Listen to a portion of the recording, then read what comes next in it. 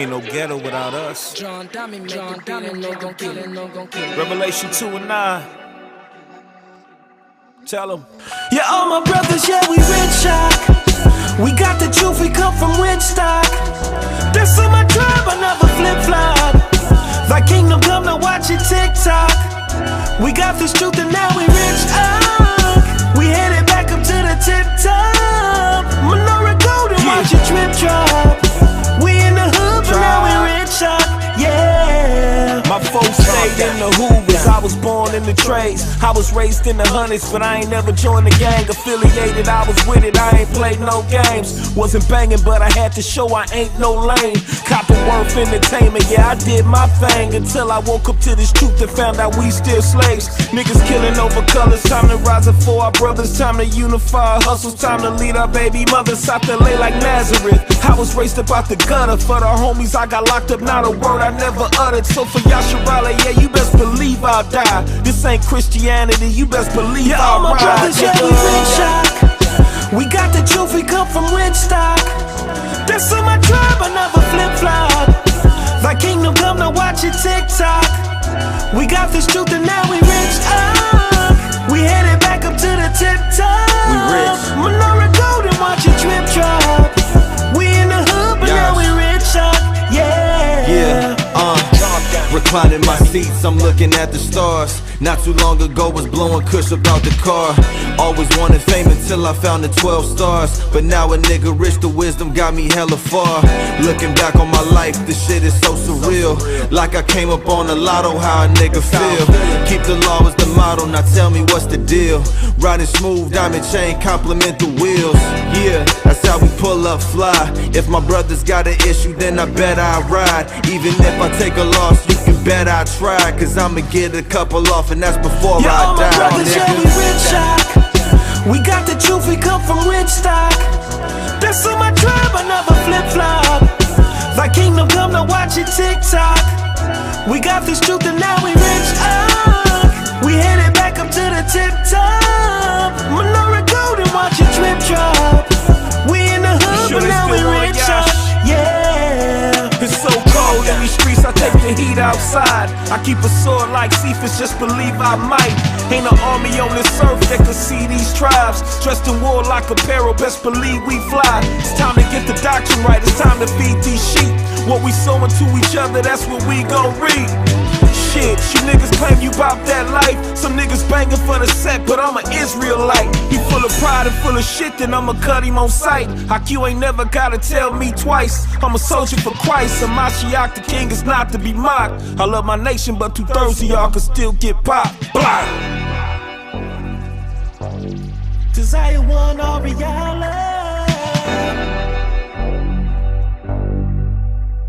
Yashami.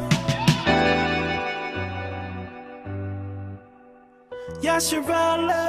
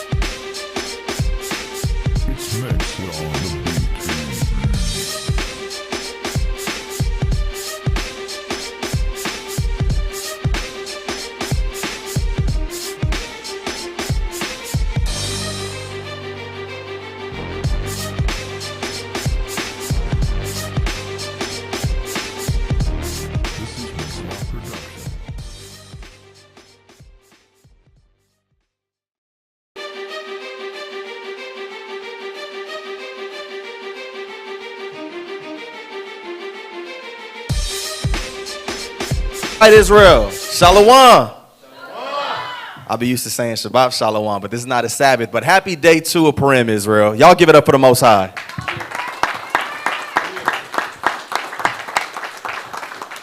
Here we are, another feast day in captivity. The Most High giving his chosen people not only a time to reflect, but a time to relax and chill, let our hair down, get some drinks and some good food in our system. I'm more than thrilled and happy to be before y'all. And we're going to get into some good stuff tonight. We're going to get into some good stuff. So let's do this. Let's open up with 2nd Ezra. And I want to ask you guys, why do we keep these feasts? Why do we feast for the Most High? You said what? It's a commandment for sure. Glorify the Most High, right? It's a part of our culture. But we have to realize the Most High doesn't have us doing these things just to do them, right? It's to keep us in a certain mind state. Our feasts actually have meaning behind them. They're purposeful, right? We're not keeping Thanksgiving, all them weird type of feasts. We actually have biblical holidays that we keep that are rooted with history. They mean things, right? If it's not the destruction of our enemies, it's us overcoming something, right? If it's not that, then it's direct praise to the Most High. And in all of those things, it's beautiful. We do this with purpose. We giving our kids an opportunity to make lasting memories. They're not going to grow up talking about the Thanksgivings and things that they remember. They're going to be talking about these feast days that they was keeping. The Purims, yeah. The Tabernacles, the Passovers. We're creating lasting memories, and we can't downplay this as if it's not huge. Got the triplets coming in right now. Before you know it, they're going to be grown.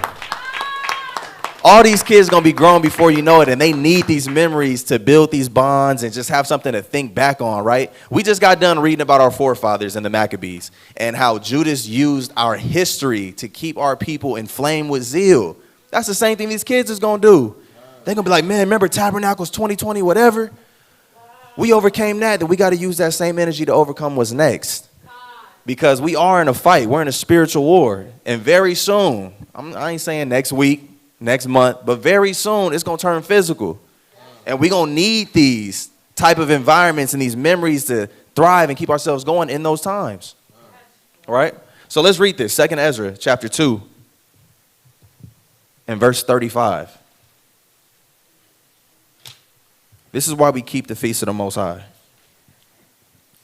The book of 2nd Ezra, chapter 2, verse 35.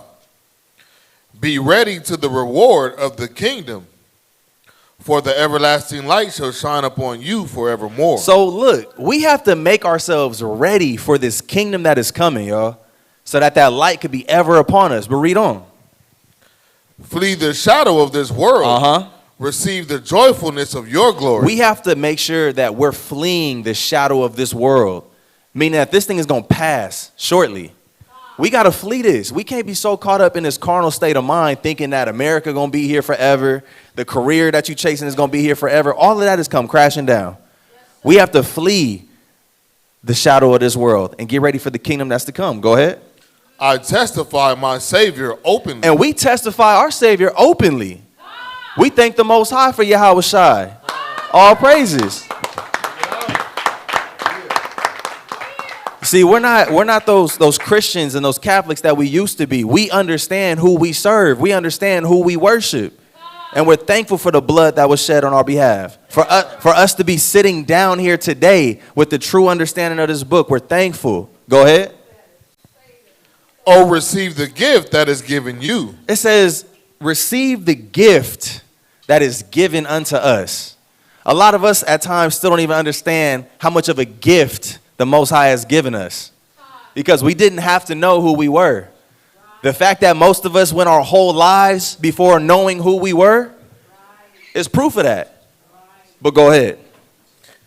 Oh, receive the gift that is given you and be glad, giving thanks unto him that hath called you to the heavenly kingdom. Go ahead. Arise up and stand. Behold, the number of those that be sealed in the feast of the Lord. You see that? We get sealed by the Most High by keeping his feast. Before that, he said, look, get ready for the kingdom. Shine your light testify about your Savior, but look at all of those who are sealed in the keeping of these feasts. You see, the Most High gave us these feasts so he can keep track of who really loves him. If I had a party or something, right, and I said, look, it's going to be on the 22nd of the 10th month, how would you feel, or how do you think I would feel if y'all said, you know what, I'm going to show up on the 23rd? Slide it. I know you said it's on the 22nd, but I think it's on the 23rd. That's why the Most High said it's foolish. We got to keep his feasts the way that he said to keep them. And the beautiful thing is when you do that, he said that's actually a sign between me and you. All these feasts that we keeping, man, you putting scores on your resume. And the Most High is looking for that. That's how you're going to get entrance into the kingdom. So that's why we keep these feasts. Kids, y'all got to understand, this is why we keep these feasts. We have a great time doing it, but we have to understand there's a spiritual reason behind why we keep these feasts. We want to be recognized by the Most High. God said he created all these people on this earth in 2 Ezra chapter 8, but he said only a few is going to be redeemed. Only a few is going to be saved. We want to be a part of the few that will be saved. Yeah, all praises. Got my brothers here with me. It's a beautiful thing. So let's dive in further into this lesson, y'all. I just wanted to bring that out to show why we keep these feasts. I love seeing y'all week in and week out. It's dope that we celebrate these things, but just know you're not doing it for nothing. Those days where you contemplate, do I really feel like going to the feast? The Bible just said you're going to be sealed by keeping these feasts. Going to be sealed. So let's go to the next scripture. The book of Matthew chapter 18. And we can start at verse 1. Is everybody still in the space to where y'all remember this past Sabbath lesson by Bishop Tazaiwan? How he went in on the kids and how that they are the future and the next saviors that we're building up and looking forward to? It's important to know. It's real important to know. And it's sad that so many other Israelite organizations, overlook the kids. And all praise be to the Most High. We got leadership that's teaching us the right way to do things, because I wasn't always focused on the kids like how I should have been, right? And that's something we're still growing in. But there's really an understanding that's lacking amongst of all Israel. We got to pay attention to these kids. When we left Egypt the first time, who made it to the promised land? The kids.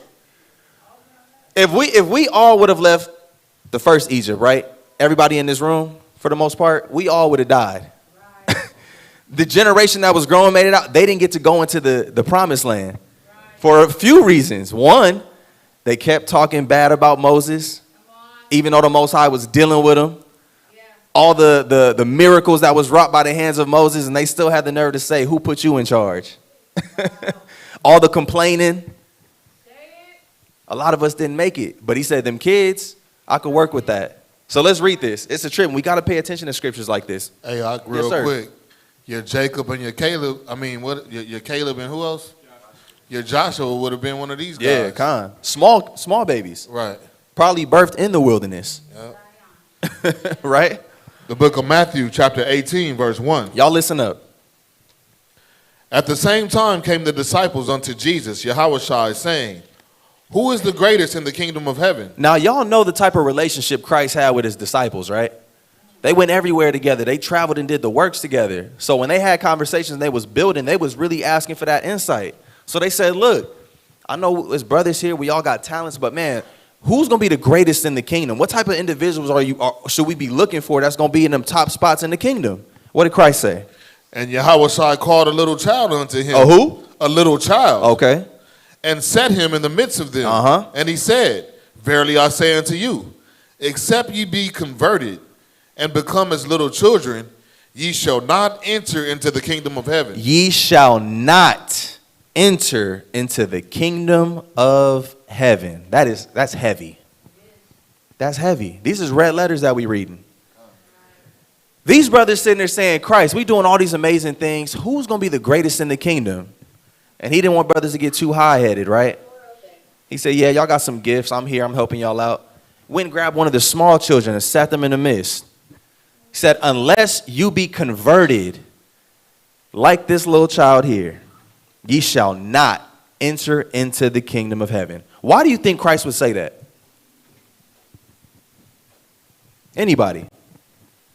We know we got to keep the commandments, right? He could have easily said, like, the person who keeps the commandments. But why did he make it a point to say, unless you be converted and become as little children, ye shall not enter into the kingdom of heaven?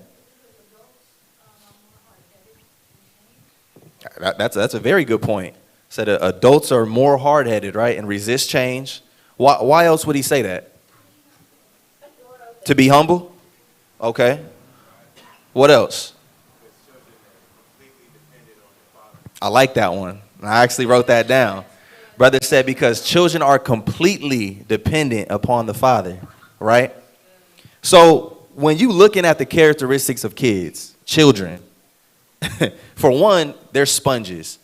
And generally anything you tell them, they're taking it as fact. I could tell my daughter Lila that the sky is purple. And if I tell her enough, she's going to grow up and tell people like, no, my dad told me the sky is purple, right?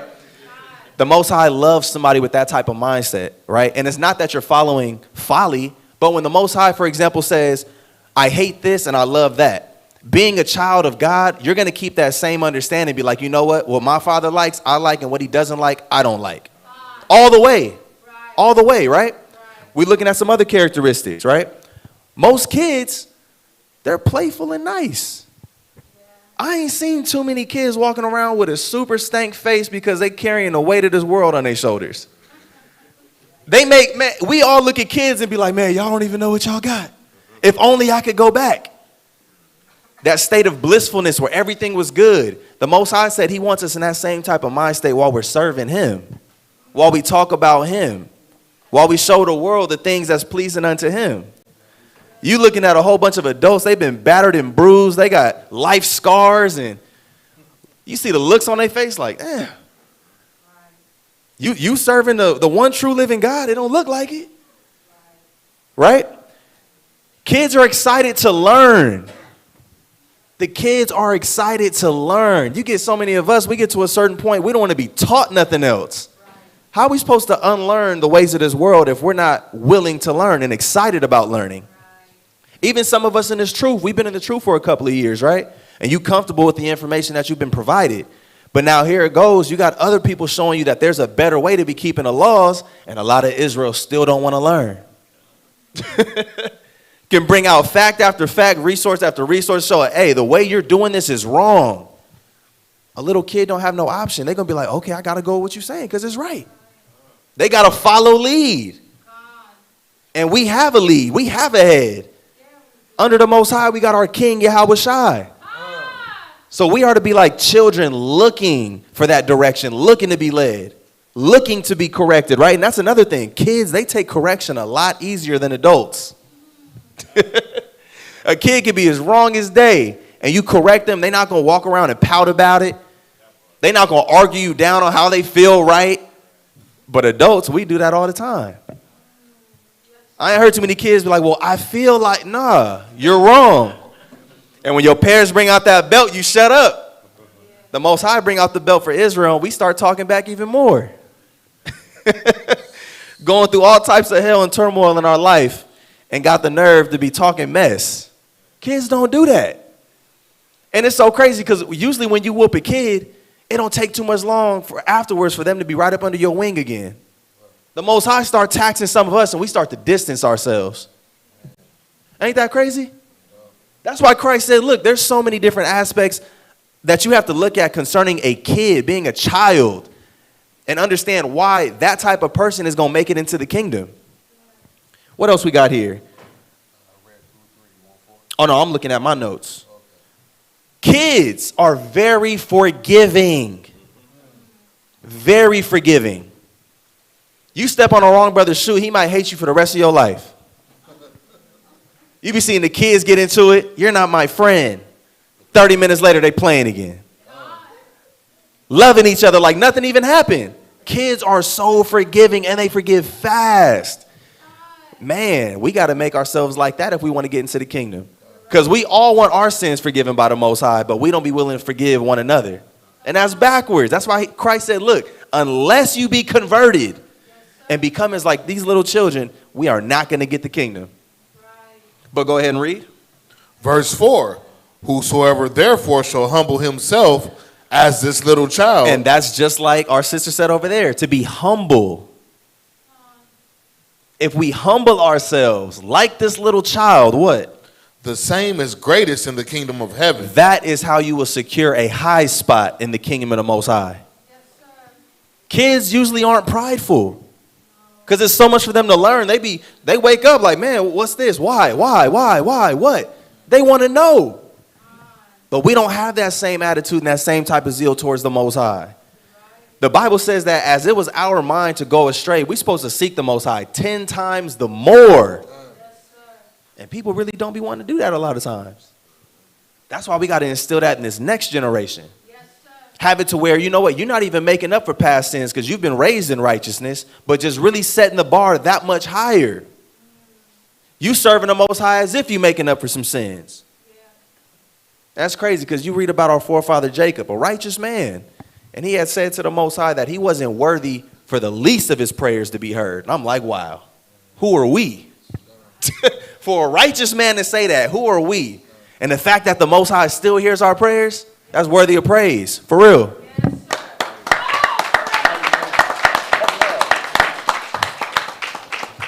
And that's just real. That's just real. So when we're sitting here talking about the kids and understanding like, okay, there's a whole mentality to this. There's something we have to consider. Christ was a child at one point in time. And guess what? His mother raised him. What type of woman do you think Mary had to be to raise the Savior of Israel? Do you think she was a foolish woman? No. Do you think she was pretty intelligent? No. Do you think she had the Spirit? No. What type of things do you think she had to instill within him as a child so that he could one day take the burdens of Israel to the cross? Obedience was for sure one of them. But imagine the mentality, like, they had insight from the Most High. Remember, angels came and talked to them. You about to deliver the Christ. Yes, sir. Now, we know that the scriptures are abridged, but I'm pretty sure there was some more instruction with that. Like, hey, he needs to be raised this way. You think she had time to be playing around with Christ and allowing him to feel any type of way he wanted to feel? No, sir. To chase any type of dream he wanted to chase? No, heck no. She was serious. And then we can see somewhat of a glimpse of that dealing with 2 Maccabees chapter 7. The mother who had 7 sons and how she was able to speak life into them as they were getting theirs taken. Those are the type of things we got to start paying attention to because we got to breed that within this next generation. And not only did Christ have a mother, but he had a father. And his dad wasn't telling him, hey, son, be out here, live your best life, chase the bag, get these women. You got a lot of men that teach their sons to do that. Be like me. Continue my legacy. And that legacy was in wickedness. Be the biggest dope seller you can be. Get as many cars. That wasn't the conversation. It wasn't the conversation at all. So those are some things to keep in mind, right? But like you said, obedience. We have to raise this next generation in complete obedience, right? Let's get the book of Sirach.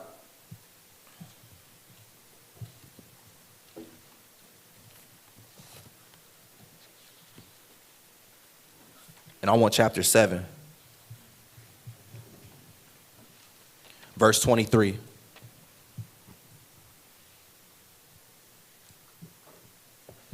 The book of Sirach 7 and 23. Hast thou children? How many of y'all got children in here? By show of hands. This is to us. Go ahead. Instruct them. Instruct them.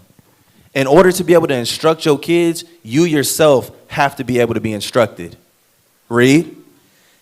And bow down their neck from their youth. Bow down their neck from their youth. That's something a lot of Israel struggles with in and outside of the truth. You know why? Because the Bible talks about how we was going to come into a new age where the parents would fear their kids. Kid don't be no older than 4 years old. Can't even wipe his butt by himself good. And we be scared to correct him and tell him about himself. Or tell her about herself. Kid, man, y'all be in the grocery stores. Y'all see it. Kids hanging out the baskets and screaming, throwing food all over. I'm like, whoa. I remember being a kid. My mom looked at that. She said, I wish you would. And I knew to act right. I knew to act right. A lot of parenting these days, they don't like giving out whoopings. And we know that we're instructed to whoop the children of Israel. It's only fair. It's only fair. We beat them in righteousness, right? Because we want to save their soul from destruction. We can't treat our kids the same way Edomites treat their kids. You know when they tell their kids, go sit in the corner? That don't work with Israelite kids. They be in the corner thinking about more bad stuff to do. You got to whoop them right on the spot and send them to bed. And they wake up feeling like new creatures. I remember getting whooped so many times as a kid, man. I used to be happy when it was somebody else's turn. Yes. Right? But read that again. As thou children, instruct them and bow down their neck from their youth. So we have to bow down our kids' necks while they're young. So by the time they get older, they still keep that same level of respect, right, towards you and towards the Most High. Because a lot of these kids, because they can't be told nothing now, that's why they become monsters when they're adults. That's why we got the whole generation now. You can't judge me. That's because they daddy and they mama wasn't getting on them enough. I'd never say nothing crazy like that because I got people that can judge me all day and do it according to righteousness. Go to chapter 30 and verse 8. But see, the longer that we neglect scriptures like this, the longer we stay in captivity. When you're dealing with obedience, that's a real mental thing. And that's the reason why we're not walking around with shackles and chains on us now by our oppressor, because he's beating us into obedience. Here it is, we're in the freest country on earth, and surprisingly, a lot of people who descend from the slaves don't want to go from where they were taken from. We'd rather sit here and vote and march for new presidents to pass new laws that gives us basically a bigger house and master's crib. Why we ain't never voted to go home? Because them chains is on our minds now. They on our spirits. But the same way Esau utilizes that stuff in wickedness, we can also utilize that in righteousness and create a whole generation of kids that are obedient to the Lord. Right? So let's read that. Sirach chapter 30 and verse 8. Sirach 30 and 8. And horse not broken becometh headstrong. So a horse that is not broken becomes headstrong. A horse is a very large animal. And we actually have the power as humans, Israelites, to tame those wild beasts. How much more a child? When you don't break that horse and get it under subjection, them horses that be kicking people in the face, trampling people, running away, or act a fool while you on their back. Read on. And a child left to himself. Now a child that's left to himself is what? Will be willful. Last time I checked, willful sin is a thing that is not forgiven. When we leave kids by themselves for too long without proper instruction, without giving them something to do, they become willful. You start hearing a lot more about what they think and how they feel. And they are in no space to have those feelings for the most part. That's one of the beauties of being an adult. You get to tell kids what to do. When you was a kid, you probably didn't like it all the time. But depending on what you were being told, you appreciated it when you got grown. When I was a kid, right, my stepdad, I couldn't sleep in. I had to be up when he was up. And he was usually up working. I had to be out there in the backyard picking up weeds or doing this, doing that. But man, I appreciate it now as an adult because guess what? I'm not a bum. I don't mind getting up early compared to some people where they got to sleep until at least 1 o'clock. Right? Same thing with these kids now. We don't leave them by themselves to be on the iPad for too long. But make sure that even while they're on it, they got something instructional that's going on, something that's benefiting them, something that they can grow from and learn from. So by the time they get a little bit older, they can apply it in their real life. So we don't want a generation of kids that are willful, because that's when you read about our history, all the willful Israelites that got our people destroyed. We don't want willful Israelites. We want obedient Israelites. All praises. We want obedience. Drop down and read verse 12. Verse 12. Bow down his neck while he is young. So again, bow down their necks when they are young. I don't care if it's a sister or a brother that's a child. You bow down their neck. You make them, you rule over them And they need to know that and respect it. Go ahead. And beat him on the sides while he is a child. Go ahead. Lest he wax stubborn. You see that? If you don't do that, he's going to wax stubborn, or she is going to wax stubborn, doing whatever they want to do, even to the point where they disobey you as being their parent, talking crazy to you. Read. And be disobedient unto. Look at that.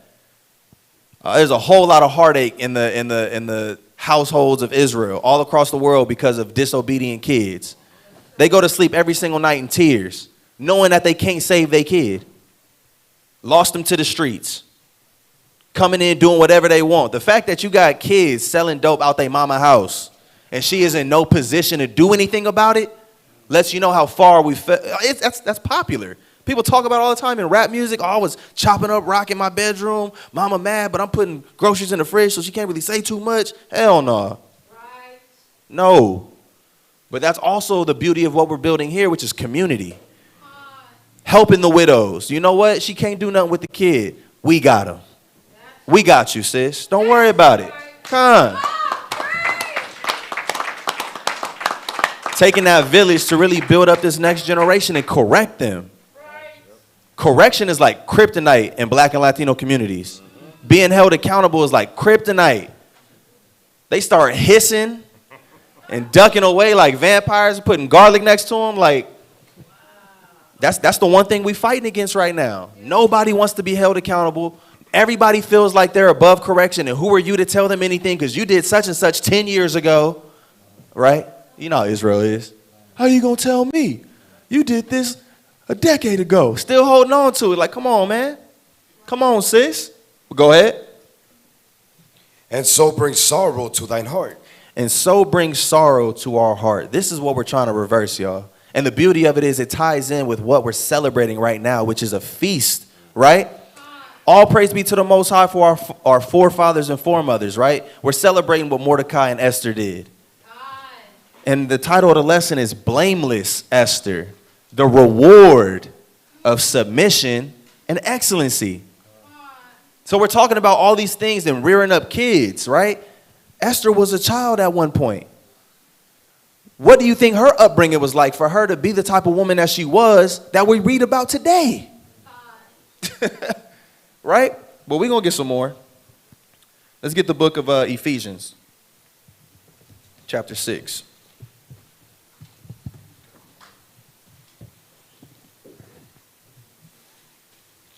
I want Ephesians chapter 6 and verse 4.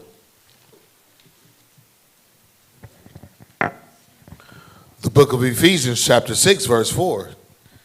And ye fathers. And ye fathers. And it's not only to the fathers, but mothers as well. Those who are in a parent type situation. Go ahead.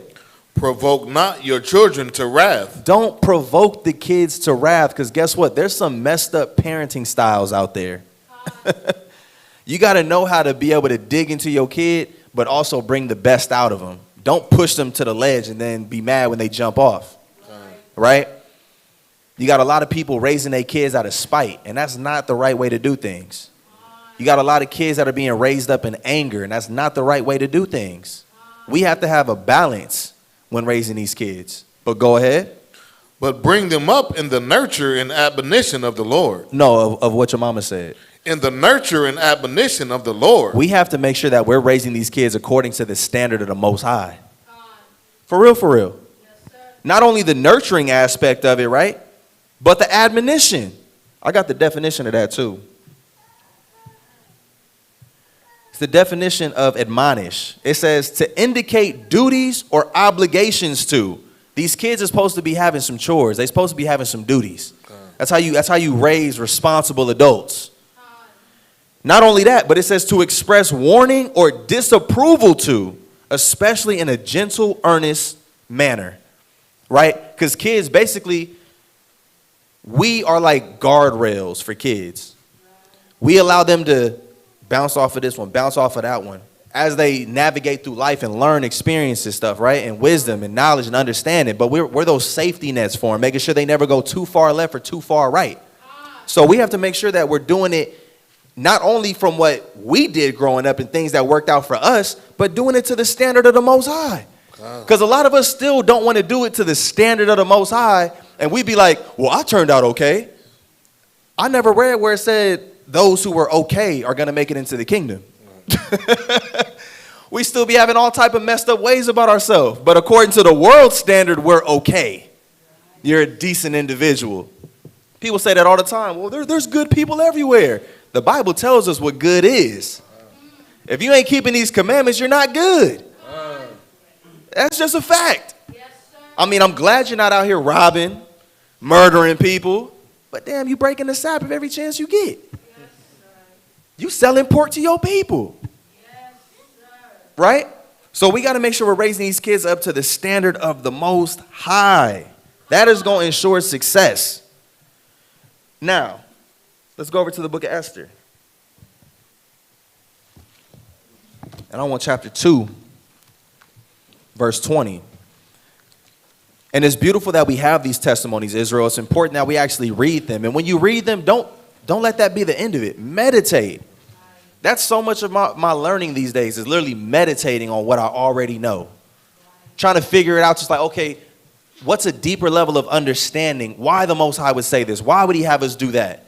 And then you start meditating and thinking, and you start saying, wow, I see the genius in the Most High, and why he would have certain things to be so. Right? Esther chapter 2, verse 20. The book of Esther, chapter 2, verse 20.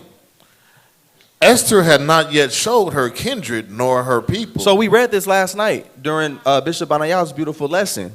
So we saw the setup and how Mordecai had put her in place to be in front of the king. He said, and keep it a secret.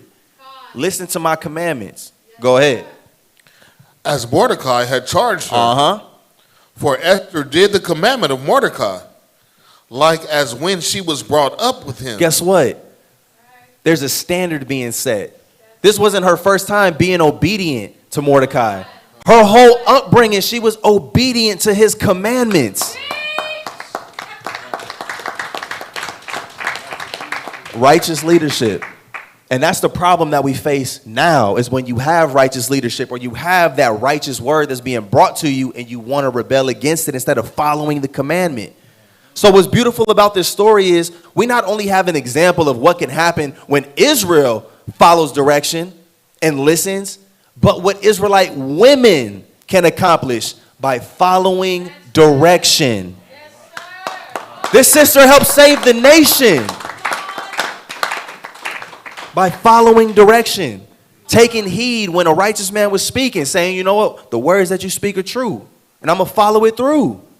The Most High honors women who operate like that, just as well as men, because guess what? I take direction from these men. I'm not above, like, we all got to listen to somebody. And that's how the Most High would have it to be. That's how you maintain order, right? Was that all of that? Let's go to Proverbs 22 and 6. And this is the beauty of the scriptures, because the Most High, he doesn't give us what if scenarios for the most part. He says, look, you either do my commandments and live, or you break my commandments and die. He gives us foolproof methods on either way we want to go, right?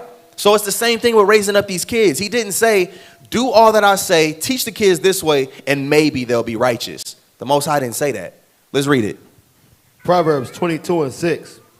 Train up a child in the way he should go. Training up a child in a way that he or she should go. Read. And when he is old. And when they get older, just like Esther, what? He will not depart from it. Maybe he won't depart. He will not depart from it. You kind of rolling the dice. He will not depart from it. Foolproof method, y'all. So if we have kids that end up getting old and departing away, it's either one or two things happening. One, we didn't do our part. Or two, that's just what the Most High will was. But we know that doing everything we're supposed to be doing, the Most High said it's a sure thing. They will not depart. I don't want to see any of these kids not being here 10 years from now. Because some of y'all are on the brink of adulthood, right? Y'all get into y'all higher teens, and some of y'all just became teens. Them years go by fast. Pretty soon you're going to look up, you're going to be 18, 20, 25. What type of lifestyle are you going to be living at that point? When you're not immediately under your parents' households, when you got the freedom to kind of do what you want, are you going to be that Israelite that has integrity and does the things that you were taught since you was a youth? Or are you going to be like our wicked forefathers and desert your people and desert the Most High? Most High willing, y'all gonna do the right thing and serve your people and serve our God. But again, these are the conversations we gotta have. We gotta be real with these kids. Because guess what? When war came to Israel, they wasn't just targeting adults. Did Haman only want to kill the adults? Infants as well.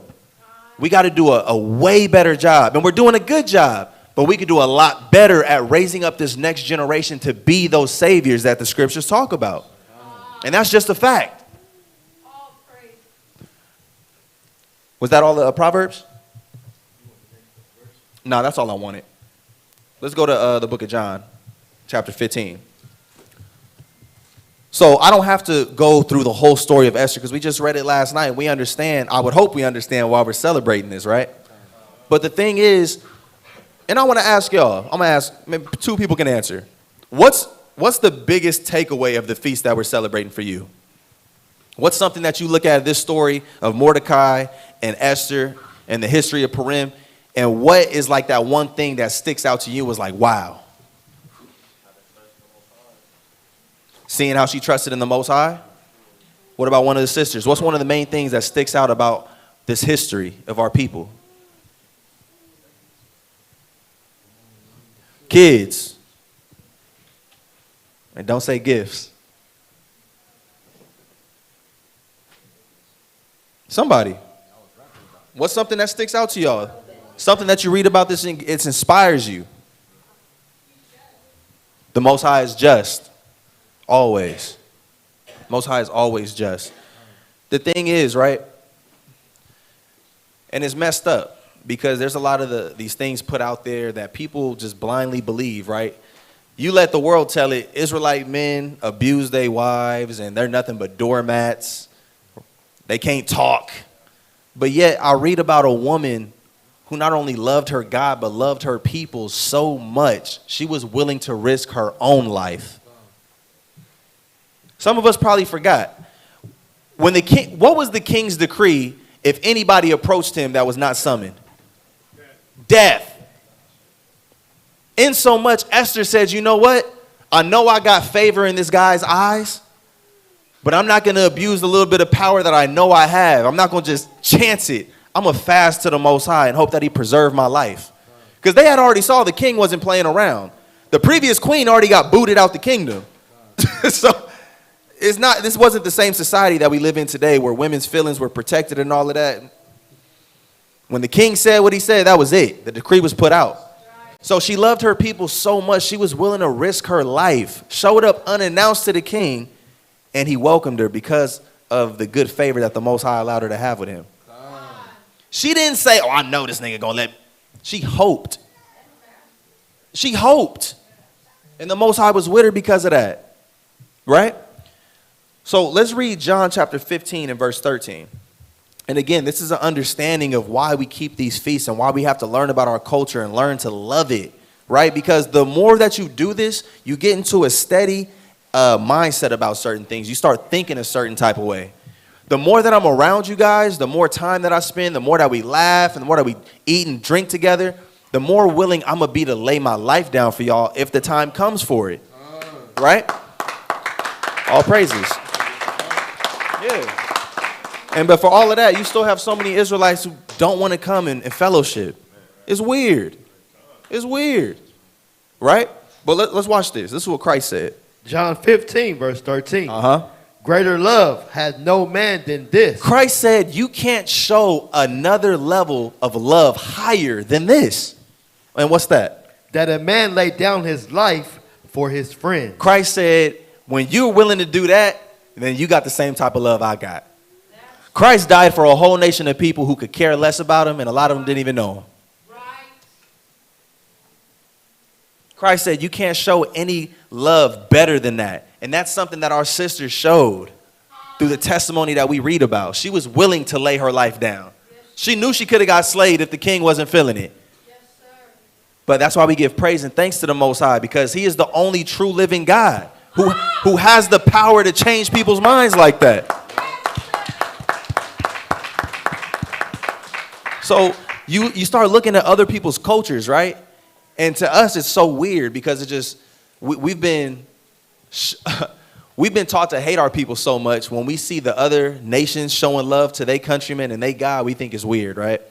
You got like the Japanese or the Chinese, or the kamikazes. The fact that they were willing to kill themselves in hopes that their nation would be okay. We look at the Muslims. They strapping C4 to their chest, blowing themselves up in the name of Allah. We like, look at that. But it's a mindset that they have that a lot of us don't have. We're not willing to die for our God. A lot of us not even willing to live for our God. A lot of us are not willing to die for our brother or our sister. Half the time you can't even stand them. Don't like talking with people. You don't like people. You go in between the two, right? But that's all part of this upbringing that we had here in captivity.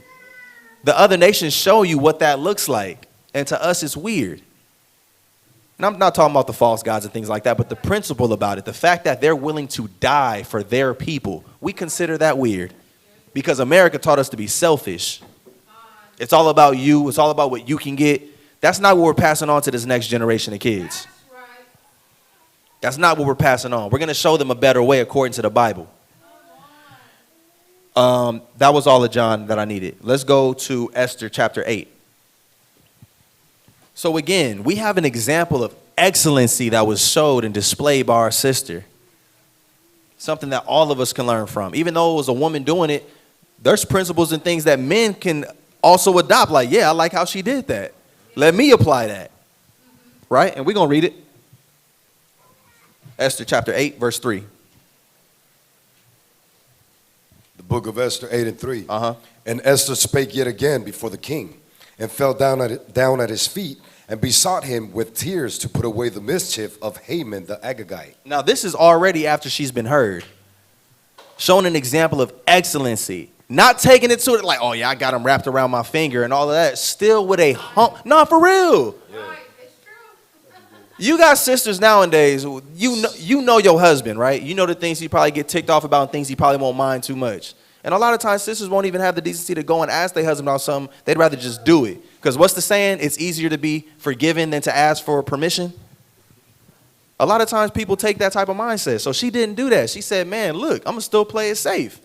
Dropping down to his feet, crying, asking of him. Go ahead. And his device that he had devised against the Jews. Then the king held out the golden scepter toward Esther. So Esther arose and stood before the king, and said, if it please the king, and if I have found favor in his sight, and the king seems right before the king, Salakia, and the thing seemed right before the king, and I be pleasing in his eyes, let it be written to reverse the letters devised by Haman. Now this is why I say this is an example of excellency. Who is she talking to right now? The king, which is who? Was he an Israelite? No. Should we be speaking to heathens in this manner? It's not that we can't. The Most High said utilize wisdom. But the fact is she was willing to go above and beyond showing respect towards another man of another nation. How much more do you think she was willing to be for her own people? That's right. If it seemeth good unto thee, if I found favor in your eyes, if it pleases you, if you think it's right. A lot of times sisters aren't willing to show that same level of excellency all the time. But we have an example. This is going to a heathen, so you know she was more than willing to do it to her own people. But go ahead. Reverse the letters devised by Haman, the son of Hammedatha, the Agagite, which he wrote to destroy the Jews which are at all the king's provinces. Now watch this. This one really stuck out to me yesterday when we read it. For how can I endure to see the evil that shall come unto my people? You know one thing, there's a common thread with the people who God loved in the Bible. They all had that same thought. You had Ezra pulling out his beard, making his beard patchy because he was seeing the destruction of his people. We see the destruction and we start laughing. World star. Or you just put your head down and shake your head. What's it going to take for us as a whole to have this type of mindset to where we can't live any longer seeing the destruction of our people without us putting our hands to the plow to actively try to change it? It's one thing complaining about a situation. It's another thing when you actively try to change it. Everyone who the Most High loved in this Bible, they actively tried to change it. When the whole nation was evil, he still had his prophets out there teaching, trying to find those who would listen. And it's hurtful. It's hurtful seeing the things our people go through out here in captivity, especially not knowing who they are. And it's even more hurtful knowing the ones who know who they are and still despise the Most High, because you already know what their end is. And the Most High says he has no pleasure in the destruction of his people. He would hope that everybody repents. But unfortunately, Israel's a hard-headed and stiff-necked people. But let's read on. For how can I endure to see the evil that shall come unto my people? Uh-huh. And how can I endure to see the destruction of my kindred? She cared about her people, y'all. Generally, I feel like the brothers, we care about the nation. Generally, I feel like sisters do too. But we got to take it to another level. We got to take it to a whole nother level. When we're willing to be more of a help to our people. We can't look, the Bible says that our people are suffering from all types of demons. Why do we get so frustrated when they come in these doors and they're seeking help? We be frustrated with folks like, oh, no, I'm not dealing with her, not dealing with him. Knowing that you ain't even always been on point like how you're on point right now. It was a process to you getting to where you at. Yeah. But again, this is why we keep these things. The Most High, we feast every month. The Most High said, I always want you guys to be in a mind state of thinking about your people and thinking about me. Always. But go ahead. Then the king Ahasuerus said unto Esther the queen and to Mordecai the Jew, Behold, I have given Esther the house of Haman, and him they have hanged upon the gallows, because he laid his hand upon the Jews.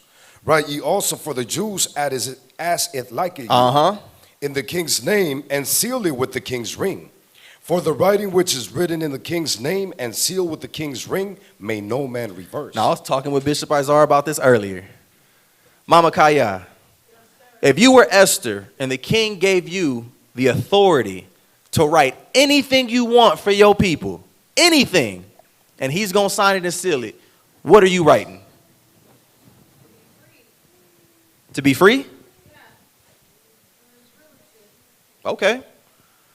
Another sister, what you writing? Oh, wait, you said rulership? Oh, that's different. So, expound. Under his rulership, so that we would be free to live according to our Father's statutes and commandments. That's beautiful. That's beautiful. That's real beautiful. Man, a lot of us, we wouldn't know what to do with that. I know one thing, I try to make sure our people was solid, like anything. He always boasted about giving her half the kingdom. She said, I'd have been like, look, I need every Israelite household, for starters, they all need $20,000 a month. That's just for starters. And if it pleaseth you, my king, give me some time so I can think about what else I want to write. Real talk. But man, the beauty of it is, oh my goodness, through submission and excellency, the Most High grants our people so much power. So much. Right? Let's go to Matthew chapter 10, verse 16. And there's something also, too, that could be taken from this story, right? Because they were in a state of captivity. We're in a state of captivity. But look at how she moved. She wasn't hasty. She was very smooth with it, right? Finessed. She used a whole lot of finesse. And that's actually what the Most High told us to do in captivity. I know Ash been talking about it for like the last 2 weeks. Jeremiah chapter 29. The Most High told us what we should be doing in captivity. But we're supposed to be doing it smooth. So watch this. Read that. Matthew chapter 10, verse 16. And this is from our king. Matthew chapter 10, verse 16. Behold, I send you forth as sheep in the midst of wolves. He said, make no mistake. Where I'm sending you is dangerous. I'm putting you out there as a sheep in front of a bunch of wolves. And y'all know wolves, they eat sheep. They hunt sheep. So he said, where I'm sending you, the job that I got laid out for you is dangerous. But read. Be ye therefore wise as serpents. He said, be wise as serpents. The Bible talks about using the world and not abusing it. That's right. Maneuver through this world. Be wise as a serpent, but what? And harmless as a dove. Was that not what Esther was, and is that not what she did? Set up a whole banquet and feast just to get bro head chopped off. These are the type of women who we speak highly of and who God loves. Not the women who use that type of influence and power to go left. I say it all the time, right? Eve had that same type of influence on Adam. She could have made him the biggest, and he was already the biggest on earth.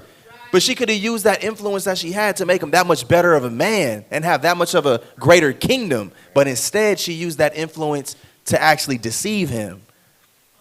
So sisters, y'all got a lot of power. Remember, y'all are the weaker vessel, not weak vessels. Use that power to actually do something like what Esther did or like what Judith did. Same thing. Same thing, being wise as a serpent, harmless as doves. Let's go to Esther chapter 16, verse 13. We almost done. And when y'all get a chance, read that Jeremiah chapter 29. I feel like if we meditate upon that a little bit more, there won't be as much confusion. Because sometimes we'd be like, okay, yeah, we're building, we're in captivity, but what next? Read Jeremiah 29. It tells you what we should be doing. Jeremiah chapter 29. But let's read the book of Esther, chapter 16 and verse 13. This is in the Apocrypha, the editions of Esther.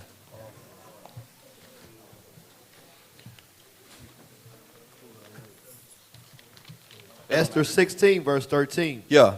Having by manifold and cunning deceit sought of us the destruction, as well Mordecai. So look, it's given the preface, talking about that wicked Haman. He had all these deceitful things thought up in his head, all this stuff he wanted to set out to do against our people, and the Most High didn't allow that to happen. But go ahead. Who saved our life and continually procured our good. As also of blameless Esther. Blameless Esther. Blameless. That's how I would want the Most High to speak about me. Blameless. That means everything you did in your approach was perfect. Most High is like, man, I couldn't have wrote it no better way, basically. You did it right. And look at the process. Again, Esther had to be a child at one point for her to be that adult that she ended up being for our nation. She couldn't just grow up doing whatever she wanted. She had to be instructed in the way of the Lord. She had to have her neck bowed down. She wasn't rebellious. That's a spirit that lies within our people. We got to beat it out. We've been taught to be rebellious, right? But go ahead. Blameless Esther, partaker of our kingdom. Partaker of our kingdom. That's speaking from a righteous standpoint because we got a kingdom to come. They saying, look, we already know that sister going to be in the kingdom. She was righteous. Go ahead. With their whole nation. With the whole nation. Go to Sirach 40 and verse 18. So this is where we start to get a greater understanding. It's like, okay, as much as I live this life for myself, it's really not for myself. I live for others. Esther didn't do what she did knowing that we're going to be reading about it here in 2023. And keeping us motivated. My goodness. Sirach 40 and 18. Ecclesiastes chapter 40 and verse 18. To labor and to be content with that a man hath is a sweet life. So generally speaking, like, man, as brothers, as men, you striving for masteries, right? You want to be able to be proficient in something in this life, have something to show for it. It says that's a sweet life. To be able to labor and actually have something to show for it, that is a sweet life. Go ahead. But he that findeth the treasure is above them both. We found that treasure, y'all.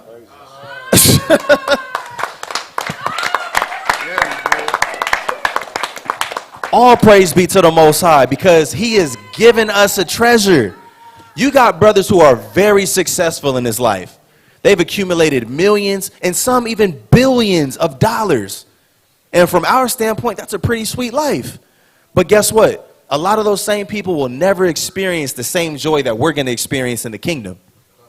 They're not going to make it.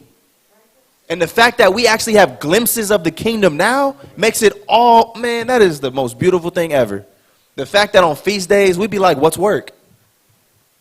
Don't nobody be thinking about work on a feast day?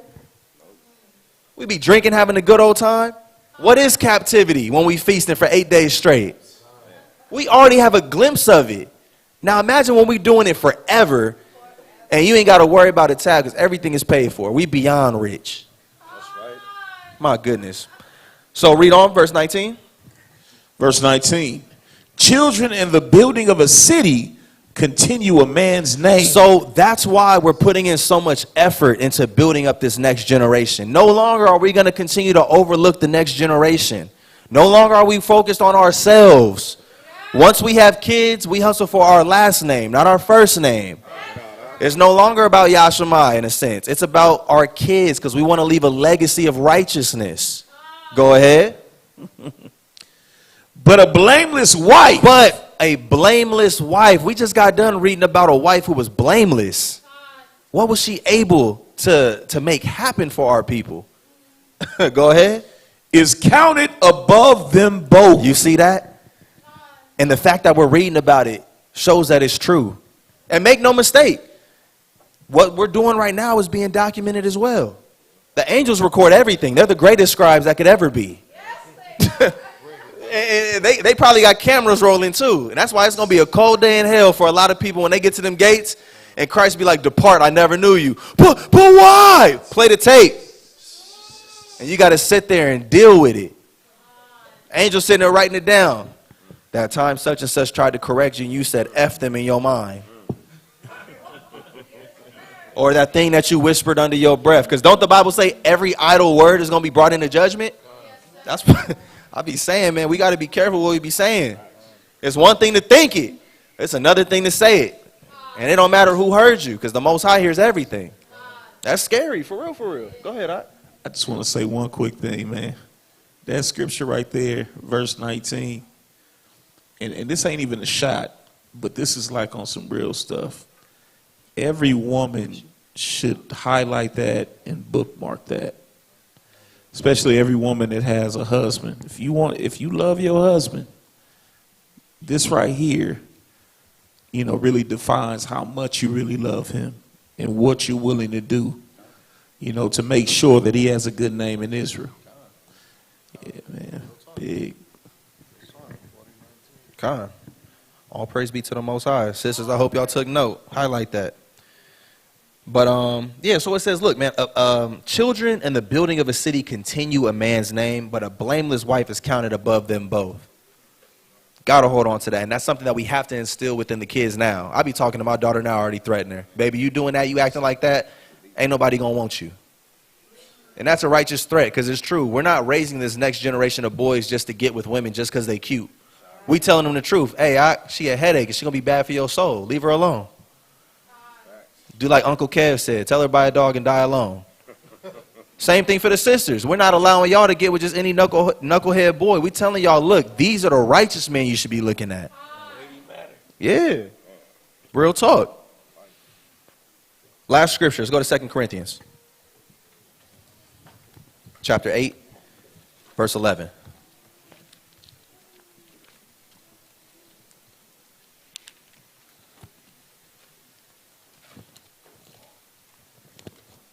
The book of 2 Corinthians 8, verse 11. Uh-huh. Now therefore, perform the doing of it, as there was a readiness to will. So hold on. We've all been commanded to do something. And God said, perform it. Do it. Let's not just be hearers, but let's do this. Just like, man, look, we setting a good example for this next generation. I never partied that hard when I was a kid. We're off to a very good start. We have to continue to perform the things that the Most High said for us to do. Go ahead. That as there was a readiness to will, so there may be a performance also. See, there was a readiness to will. Y'all remember how y'all felt when y'all first came into the truth? How fiery you was for the Most High? You felt like couldn't nobody tell you nothing else. You found out you was an Israelite and nothing else mattered. Most High said we got to keep that same willing mind. When you first found out you was an Israelite, you was damn near ready to do anything to secure your spot in the kingdom. Because when I first found out, man, the videos I was watching, brothers was making it seem like the world was about to end next month. I'm like, Lord, I ain't smoking weed no more. I ain't messing with these things. Whatever I got to do. Most I said we got to keep that same willing mind. But go ahead. So there may be a performance also out of that which ye have. For if there be first a willing mind. See, God is letting us know the people he's able to deal with. First, if you have a willing mind, the Most High could work with you. And that's why he's been working with us, because we've been reforming our ways and becoming better servants for our God. We have a willing mind.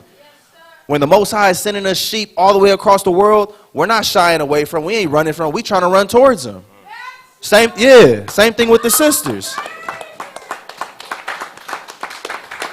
Sisters is finding out how important they are in the building up of this nation, and y'all not running away from y'all duties, y'all running towards them.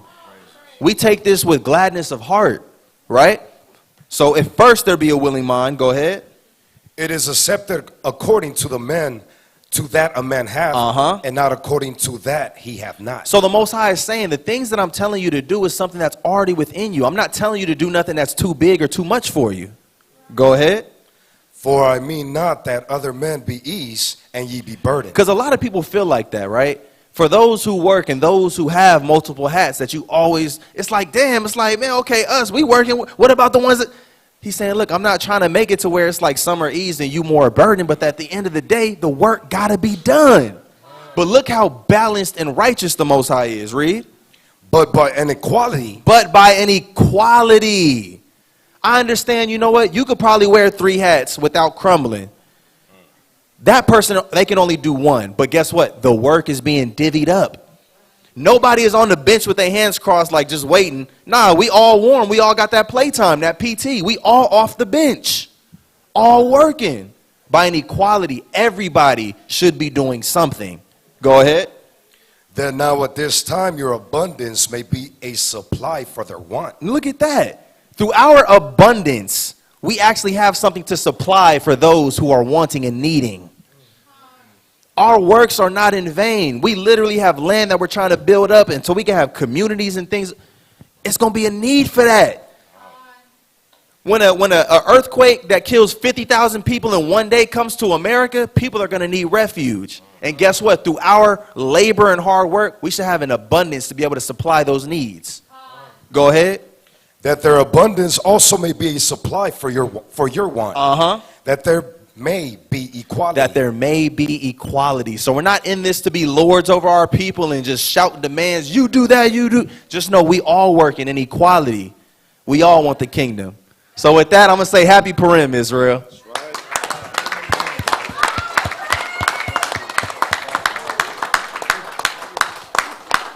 All praises. Kids, y'all ready for day 2?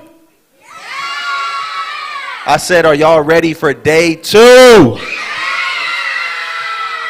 All praises, all praises. That's what I like to see, man. Them kids, they warm my heart up. And we got so many babies on the way. How many sisters pregnant right now? 6? 7?